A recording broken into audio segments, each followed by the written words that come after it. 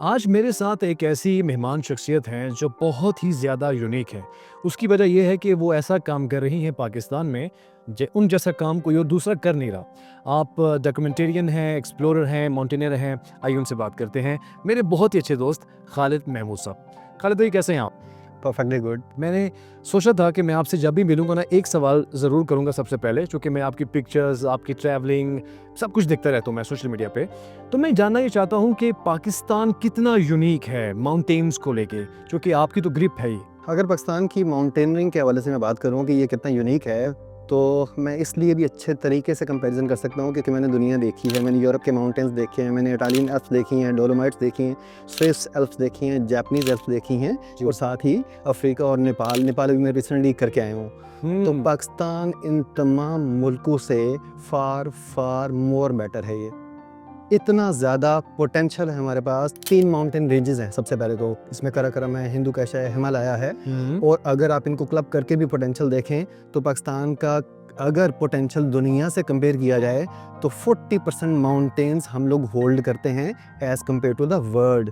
40% exactly big number. तो आप इससे अंदाज़ा कर सकते हैं कि हमारे पास जो माउंटेन रिजर्वर है, या माउंटेन जो पोटेंशियल है, या जो कितना बड़ा एसेट है ये वाला। मैं इसी पे आपसे बात करना चाहूँगा। आमतौर पे हम दो लोग जो हैं वो ग्लेशियर्स का जिक्र सुनते रहते हैं। ग्लेशियर्स क्या हैं, इनका पोटेंशियल क्या है, इस पे मैं चाहूँगा थोड़ा सा हमें ब्रीफली बताएं पाकिस्तान को लेके। जी असफ, अगर हम ग्लेशियर्स की बात करें तो पोलर रीजन के बाद सबसे बड़ी दुनिया की जो ग्लेशियर फील्ड है वो पाकिस्तान में है। इसमें अगर मैं बड़े बड़े ग्लेशियर्स के नाम लूँ तो सियाचिन ग्लेशियर जो कि सबसे बड़ा है, दैट इज़ 73 किलोमीटर।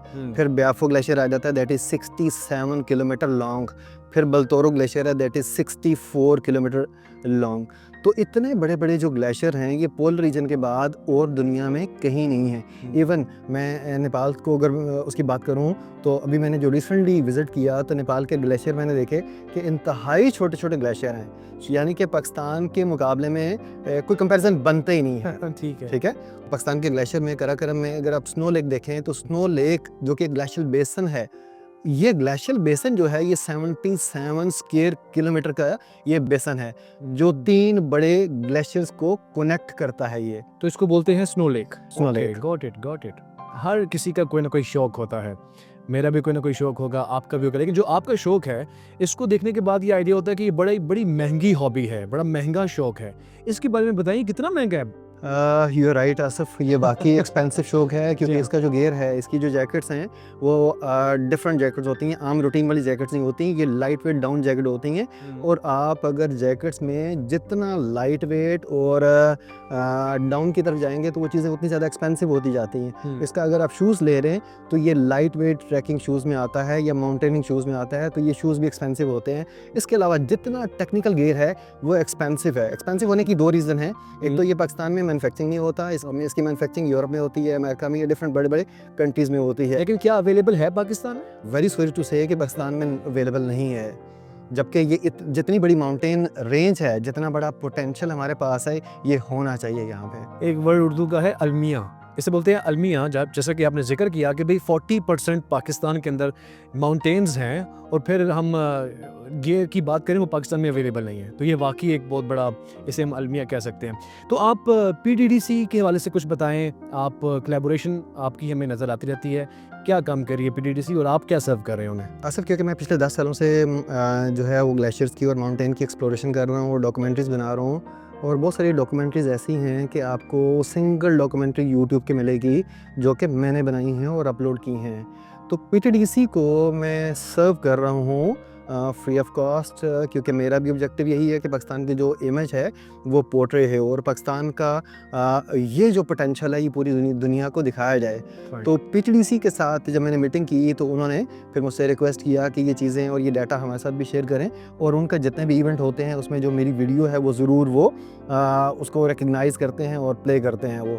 तो मैं अपना जो डाटा है वो उनके साथ शेयर कर रहा हूँ। अगर इसे हम एक एज अ इंडस्ट्री लेके चलें टूरिज्म को, लाइक माउंटेन्स की टूरिज्म को, तो ये पाकिस्तान की इकोनॉमी में किस तरह से कंट्रीब्यूट कर सकती है? इंटेंशनल एफर्ट के साथ अगर इसको इंडस्ट्री बनाया जाए, जिसमें आप कॉन्शियस एफर्ट करें, तो ये इंडस्ट्री पाकिस्तान को रन कर सकती है। Oh my God. सिर्फ एक चीज़ आपको बताना चाहूँगा कि K2 क्लाइंब करने के लिए जो क्लाइंबर आता है वो 10 मिलियन से लेके 15 मिलियन तक उसका एक्सपेंस आता है, और वो स्पेंड करता है पाकिस्तान में more than crore. More than 1 crore, ठीक है। और 5 पहाड़ हैं पाकिस्तान में 800 मीटर से ऊंचे, और 7000 मीटर के जो माउंटेन हैं पूरी दुनिया में तकरीबन को 375 हैं, और 175 7000 मीटर वाले माउंटेन पाकिस्तान में हैं। ओह माय तो आप इससे अंदाज़ा करें कि हम कितना ज़्यादा रेवेन्यू जनरेट कर सकते हैं, और अपनी जो मईशत है उसको कितना ज़्यादा स्ट्रेंथन कर सकते हैं थ्रू दिस इंडस्ट्री। बट उसके लिए ज़रूरी एज यू मेंशन कि if there is will there is way, will होना इसके लिए बहुत ज़रूरी है। आखिरी क्वेश्चन जो आप कर रहे हैं PDDC के साथ, या फिर ओवरऑल आपके का इंट्रोडक्शन मैंने दिया कि आप डॉक्यूमेंटेरियन भी हैं, एक्सप्लोरर भी हैं, फ्यूचर गोल्स क्या हैं? क्या पाकिस्तान में कोई ऐसा स्कूल है जो लाइसेंसिंग करता है इस सारे मैटर में, और आप उसमें कंट्रीब्यूट क्या करने जा रहे हैं? ये भी बहुत बड़ा अलमिया है कि 3 बड़ी माउंटेन रेंजेस होने के बावजूद हमारे पास कोई भी इंटरनेशनल लेवल का स्कूल नहीं है। हमारे पास आज तक कोई भी इंटरनेशनल माउंटेन गाइड नहीं बन सका, यानी कि कोई ऐसा गाइड ही नहीं कि जिसके पास इंटरनेशनल लाइसेंस हो।